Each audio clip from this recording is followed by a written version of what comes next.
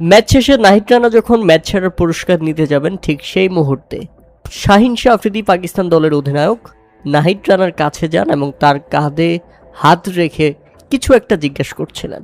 আর সেটা শুনে শুধু হাসছিলেন নাহিদ রানা, ছোট্ট করে জবাব দিয়েছেন, হয়তো বলেছেন থ্যাংক ইউ। কিন্তু কি বলেছেন শাহিন শাহ আফ্রিদি সেটা আন্দাজ করা সম্ভব নয়।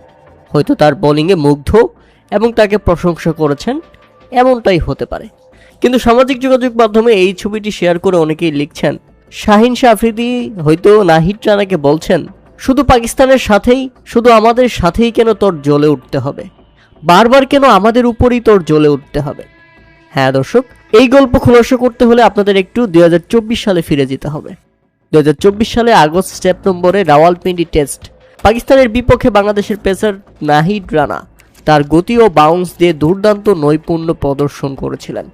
বিশেষ করে দ্বিতীয় টেস্টের চতুর্থ দিনে তার অগ্নিঝরা বোলিং স্পেল, 152 কিলোমিটার ঘন্টায় গতিবেগে বোলিং করেছিলেন তিনি।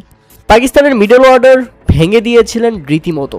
তাই তো বাংলাদেশ ঐতিহাসিক জয় পেয়েছিল রাওয়ালপিন্ডি টেস্টে। 150+ গতিতে বল করা নাহিদ রানা বাংলাদেশের দ্রুততম পেসার হিসেবে রেকর্ডও করে ফেলেছিলেন।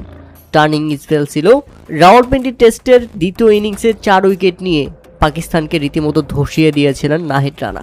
সেই সুবাদেই রাওয়ালপিন্ডিতে ঐতিহাসিক প্রথমবারের মতো জয়ের দেখা পেয়েছিল বাংলাদেশ। বাংলাদেশের এই তরুণ পেসার ঘরের মাঠে এবার নিজের জাত আরও একবার চেনালেন।